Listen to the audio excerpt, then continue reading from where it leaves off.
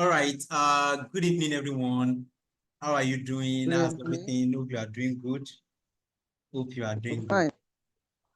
All right. So today we are here to discuss what we call the imposter syndrome. And together with us, we have a special guest, a web designer, also an instructor at Smart Code Academy, that's going to share some insights regarding what imposter syndrome is all about. And is going to tell us some of the symptoms of imposter syndrome and how to overcome the topic or the subject of what imposter syndrome is all about. So if you're in the house, Mr. Biodun, kindly say hello, sir. Hello, good evening, everyone. Welcome to this tonight Tech Talk. Yeah. Now, without further ado, I don't want to waste our time today. I want us to just go straight to the topic. Others will begin to join. Others will begin to join the tech talk. And then I can just stop to say hello once they begin to join. All right.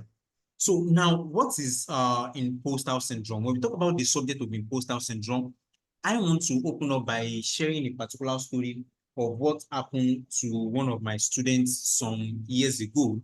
And then I feel I should talk about this matter so that I feel it is one of the things that is affecting most people, even in this era, even as some people are very good in whatsoever they do. But imposter syndrome has been something that has limited many, and they don't push on for their goal. They don't push up because of what they are afraid of, or because of what the self-confidence that they did not have, or because they feel they cannot deliver much, or because they are feeling like a lie that they cannot actually do that particular thing that they want to do. So that's just the subject of what we are here to discuss today, imposter syndrome. And then from the flyer, you can say, I said imposter syndrome is the belief that you are unskilled, inferior to others, or bad at your job, despite your successes. And I said, I want to share a particular story of one of my students, the one that shocked me the most, why I feel this imposter syndrome is something that should be discussed and that should be dealt with. Now, some years ago, I think last year, one of my students that passed through one of our classes, our web design class. So this was a student of mine that passed through one of our classes, and she happened to be a very good student.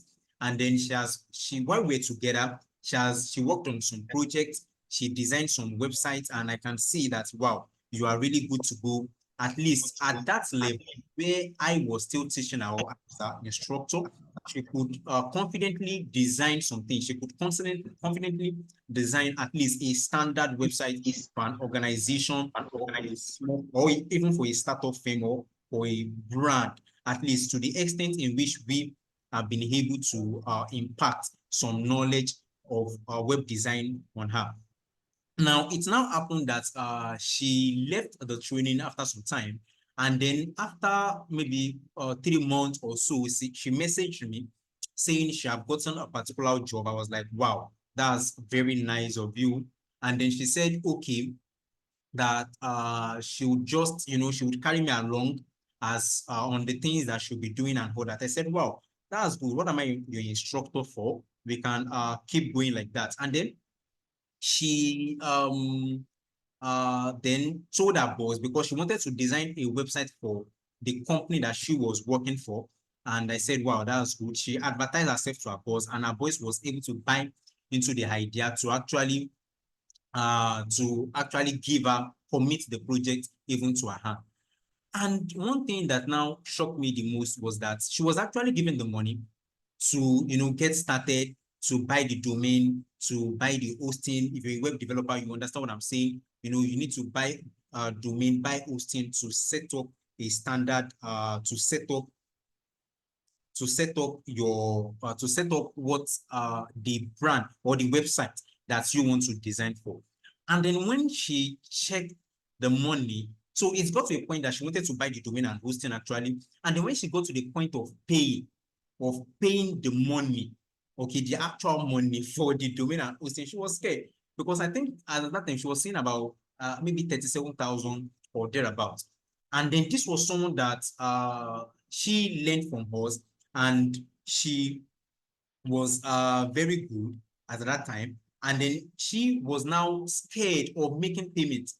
And then she now called me, I think that day again, and say, the money is plenty. I'm scared. What if it's not real? What if I am scammed? What if this? What if that? And then but I said, this is something you can do. And this is something that we have designed before, just that we did not use actual domain. We did not use actual hosting and thereabout. And then I said, go for it.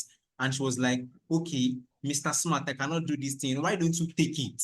Because she was now offering to give me the particular project for me to work on it, for me to continue with it. And I was like, wow, this is, you are good with this thing. Why don't you just fall out? Why don't you just pay the money? So I think at that point, she was scared of paying the money and not getting value. She was scared of paying the money and being scammed. She was scared of paying the money and not being able to actually deliver the job. And then that thing is exactly what I term as imposter syndrome. Okay, the fear, the lack of confidence in yourself that you can actually do it, you can actually do something. The lack of the feeling like a fraud, whereby you are feeling that, oh, I'm a fraud, or I would do this person, or I would not actually deliver this job very well, or the constant comparison with others. Okay, those are also symptoms of imposter syndrome, whereby you are comparing yourself with others, self-doubt and thereabout. So that is just imposter syndrome, when you can do something but you get to a point, probably should I call it a block, or a point, or a point where you feel I'm not, where you feel you are not so confident to continue with the job, or where you feel you cannot deliver all right. And at that point, you are very, very good. So at this point, I just want to call on one of our speakers also to shed more light on what imposter syndrome is all about, to tell us what imposter syndrome really, really is. Mr. Abiodun, are you still with us, sir? Yes, sir. Yeah, so can you Can you hear just me, sir? shed more light regarding this particular topic of imposter syndrome, sir? Good evening, everyone. It's nice to be with Yes, you sir. here. My name is Abiodun. Sorry, I'm one of the speakers for tonight. And on the topic we've been talking on, like our host has said, which is imposter syndrome. So, what do we even understand by imposter syndrome? As he has talked about it before, but I would like to shed more knowledge and explanation on it. Imposter syndrome simply refers to a psychological phenomenon where individuals doubt their accomplishments. This means that it's a situation whereby let's assume someone that is very skilled but is not yet known to everyone is doubting his or her success, or is doubting the accomplishment of what he or she can do. That's what we call imposter syndrome. In other words, it's a term that can be used as a persistent fear of being exposed as fraud. Like now, you know something, but you're fearing if you could not finish the task that you're given. Like let's assume now, as a web designer, Okay. as a website designer, you are given a task to perform a website. You know you can do it, but you check a very similar website to what you are being given to do, and you feel like, can I make it better than this? The fear of making the website better than the one the fear of making the website you're being given to do than the one you compare it to might be termed as imposter syndrome. It's not that you cannot do this thing, but the fear of, can I make it better than what the rest has done, whereby you have the success already, but you're fearing if your clients will not like what you will be doing for them, or may not like the website who have contacted you. It means you have done a lot of work that have achieved and a lot of work that have been done brilliantly. So, in another word, we can say imposter syndrome is not a clinical disorder, but rather in high achieving individual. Like I said earlier, those that those that feel that are associated with this imposter syndrome are those that might have achieved better in what they're doing, but they still have doubts in their mind that, can I still do more than this? Or when you compare the work of your friend, the work that another person has done, and you compare it with yours, and you're feeling in yourself that is this even finer than the one this one has done? Or like now, for the example I made earlier, I said when you were given a task, let's say a client contacted you to design a website, or as a UI designer, you are given a template to follow and design and design the graphics of a website. Actually, for them to have contacted you, that means you know what you're doing. But there is this some little fear that comes upon you that what if I not do it to their taste? What if that what I did is not will not be okay with them? So that's what we call imposter syndrome. That little small fears, that small doubt, that self doubt that can I do this thing perfectly to their taste? That's what we call imposter syndrome. All right. Thank you very much, sir. I think if I'm able to grab one or two things, you said the imposter syndrome is having doubt in yourself. And that's just what imposter syndrome is all about. When you have doubt in your skill, when you doubt your own capacity, when you doubt what you can do, even though you are really good at it, but you still have that doubt in yourself. And then this doubt, in fact, has limited a lot of people. It has limited a lot of people from achieving their dreams. It has limited a lot of people from taking the big leap. It has limited a lot of people from taking up the big step of, really, really pursuing their dream.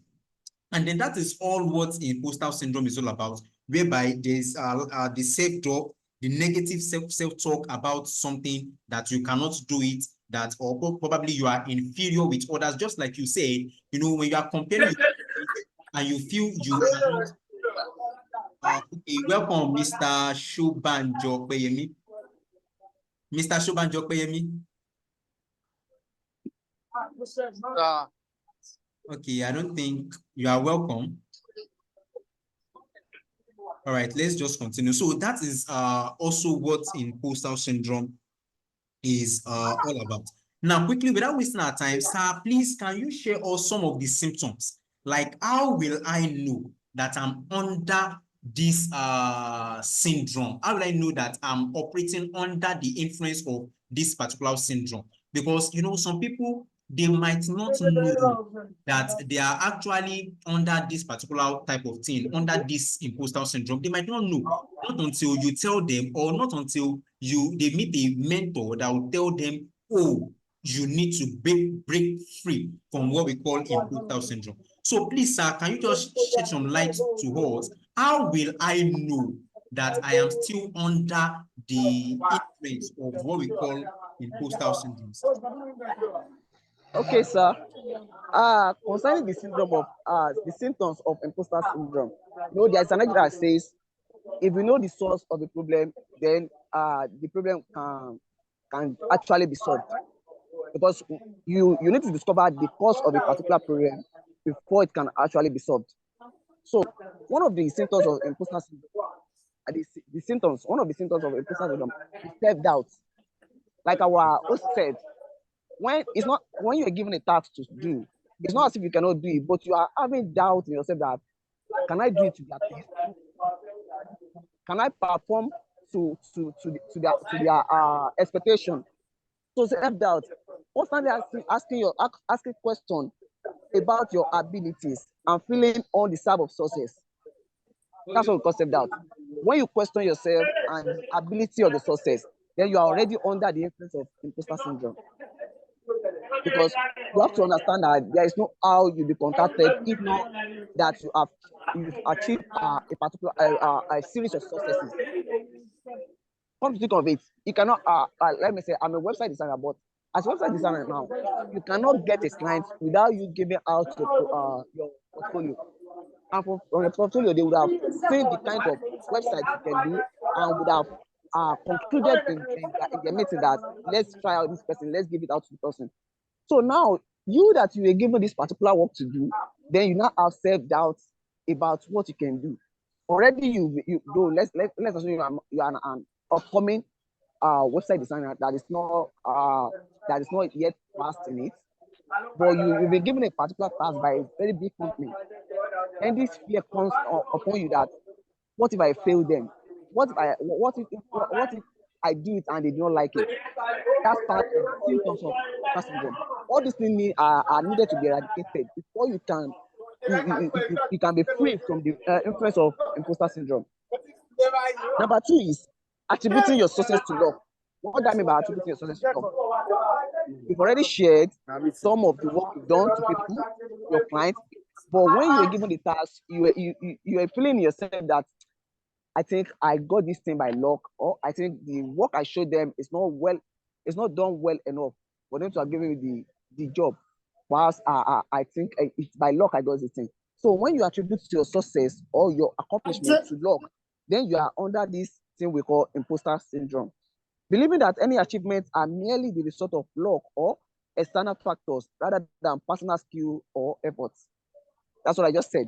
When you believe that what you have achieved is owing to a mere luck, it's owing to mere luck, and not that it's because you are skilled enough. So when you have this kind of influence on you, then you should know that these are part of the symptoms of imposter syndrome. Another one I call is fear of failure. What do you mean by fear of failure? Like I said it earlier that when you're given a task and you're having in your mind that what if I fail them? For you to be given the task, then they actually believe in you. So for a client to give you a task or a job, that means they believe in you. Then you yourself have to believe in yourself and eradicate any form of fear of failure. Even if there is lapses after you might have done the work, if there is lapses after you might have done the work, then if you don't have that fear in you, even if they ask you to correct some things, you feel like, okay, I can even do it better. But once you begin to have that kind of fear in you, it means that you are under the influence of our topic, which says imposter syndrome. You're under the influence of not being able to satisfy them already in you. Even if you did it well, you'll be fearful to show them the result because you fear what if you fail them. So these are part of the symptoms of imposter syndrome. You know, an overwhelming fear of making mistakes or failing, leading to perfectionism and avoidance of challenges. You know, there's another that says that in life, if you're not ready to face challenge, then you're not ready to move up. If they're saying that you don't want any challenges upon anything that come your way, then there's no way you'll be able to move up. You know, as a website designer, let me chip this in. As a website designer, once you are done designing a website, you need to give it out to some people to help you test and make corrections so that you will correct it on your own. But if you have that in your mind that what if they rubbish everything? What if they say everything I did is not good? Then you would have already condemned yourself. So when they give you when they give you a report that you have to adjust it, you will feel bad in yourself. Because of what? Because you already condemned yourself. So fear of failure is part of the symptoms of imposter syndrome, which has to be eradicated in you, which you don't you have to leave out of your way for you to move up. Another one is what I call overworking. What do you mean by overworking? When you feel the need to constantly overwork to prove one's worth. Like, let's assume you were given a task to do, you were given a website as a website designer. So I'm using website designation as much of the example. Let's assume you have given a website to do, but you want to impress your client. A website that has to that you know yourself that for it to be perfectly done, it should take at least, let's say, a week. But because you want to you want to prove your worth, you want to let them know that you can do this thing, you can do it better. You say you will finish it within 3 days. Leading to you being born out. And the negative effect of overworking is when you overwork yourself, there are some things that you should have thought of. There are some things that you should sit down and make a perfect solution to how it will come out and make it unique. But you being overworking it will lead to burnout, whereby you won't be able to attribute some things together that will make the task that was given to you, that will make it perfect.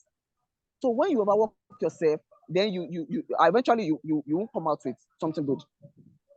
Eventually, the work you present to your clients might not be okay with them.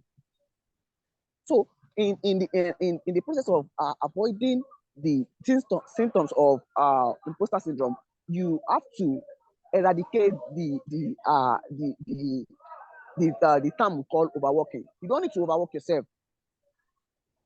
You don't need to overwork yourself. If you see that a work will take, let's say, exactly a week for you to perfect it, you can say you can tell your client that it will take you 8 days or 9 days, adding 2 more days to it, so that you will be able to do it, complete it, give it out to some people, a friend of yours in the same line of tech. They check it out for you, they correct it even before you give it to your customers. You that you have said that it will take you 9 days, you are done within, let's say, 6 days or 5 days. You give it out to your friends, they give you reports, you make adjustments, then that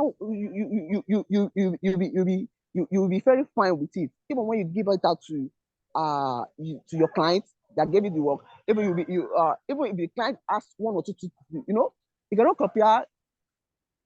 compare uh 3x or let's say 5x to 1.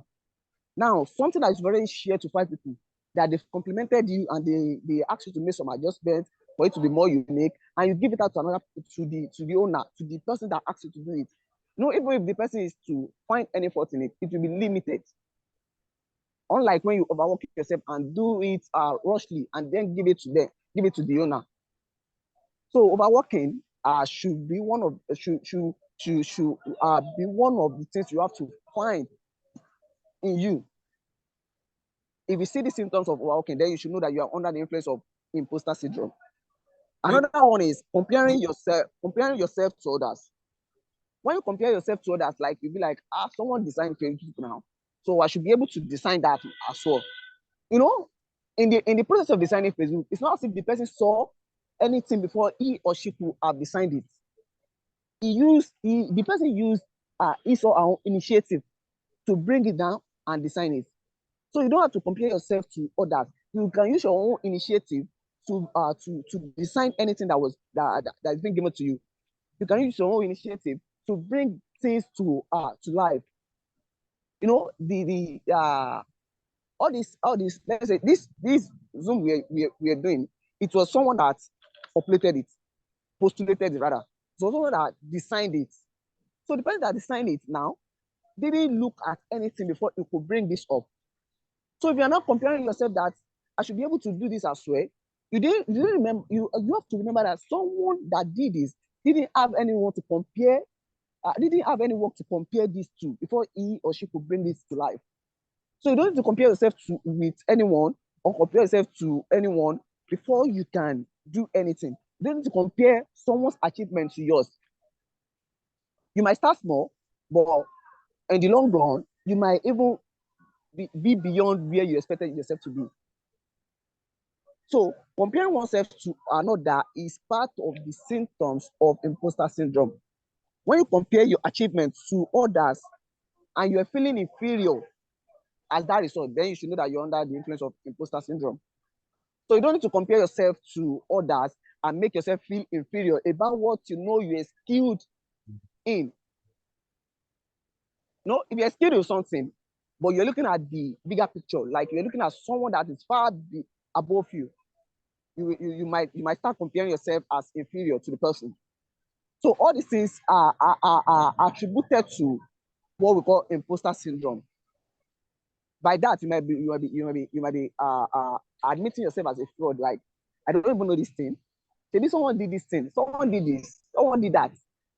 Why is it that I cannot do it better than they do? When you compare your own little achievement to theirs, but you're not seeing it in the way that, okay, let me try and manipulate what they did. Let me try and put this together. Let me add this to what they have done. Perhaps I will be able to bring down something better than this. But instead, you are just comparing, this one can do this. Why can I not do this? But you're not trying it. Then you should know you are under the influence of imposter syndrome. Thank you, sir. All right, thank you very much, sir. In fact, I've been able to grab one or two things. That number one, that you should not compare yourself with others.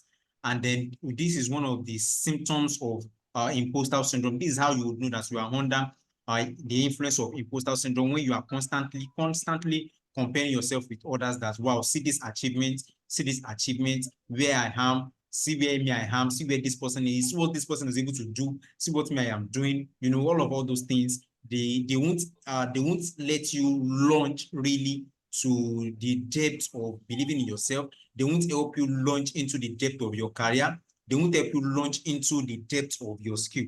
And they also said something that some people, they believe what they've done is out of luck. They believe they are able to do something because they are just lucky. Okay, not because they are good, not because they are sound, not because they are better, or not because they are really skilled. You know, just because they believe they are lucky, and then they now feel they believe it was out of luck. Okay, they were able to accomplish that thing that they accomplished. So I think I was able to grab that. And then you said a lot of things like fear also, you know, fear of the unknown, fear of the future.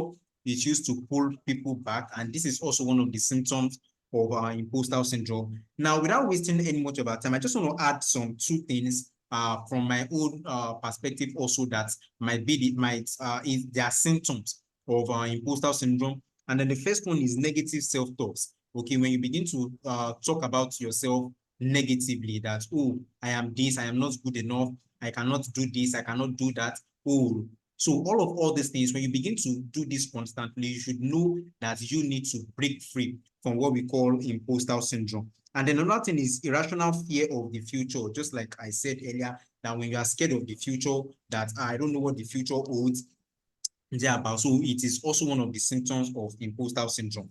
Now, quickly, with the roundup, I'll just say one thing. How do we now overcome imposter syndrome? I'll just give us 2 points, and then Mr. Abiodun can just give us 1 point, and then we also round up because of our time. Now, how do we know? How do we break free? I mean, from imposter syndrome. Number one is acknowledging the thought. Acknowledging the thought that, wow, that means I am under what we call imposter syndrome. That's number one thing to break free. When you know something that, oh, this is me, this is who I am, this is what I'm doing, this is what is affecting me, is one of the first things that you need to actually break free from what we call imposter syndrome. And then number two, you must own your accomplishments. Know that this thing that you have done is you did it, okay? You did it, okay? So these are one of the ways in which you can overcome imposter syndrome. I don't know, Mr. Biodun, can you just give us one last point in which we can really overcome this imposter syndrome, and then we round up, sir? Just 1 point, sir, because of our time. Okay, In so 1 minute. another point is, challenging negative thoughts. Like when the negative thoughts arise that can you do this, you should challenge them with the success of what you've done already. Challenge Yeah. that I'm the one that did this, so I can able to do this better. Yeah, challenging the thoughts.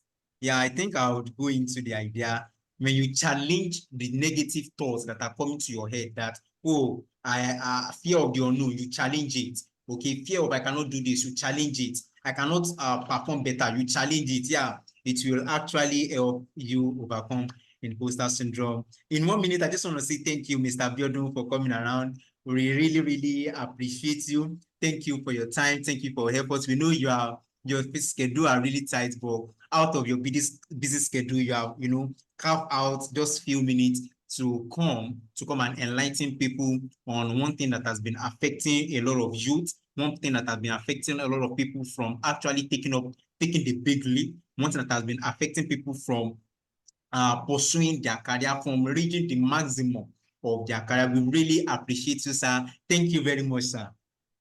You're welcome, sir. Yeah, we hope to have you amidst us some other time. Thank you very much. We really appreciate it. So this is going to be the end of Tech Talk 5.0. We hope to bring you more Tech Talk, and then we hope to enlighten youth, enlighten people that are interested in tech, how they can really take up their career in tech, and how they can scale up, and how they can kickstart their tech career. Thank you very much. I am Smart, and this is Smart Code Academy. Welcome, sir.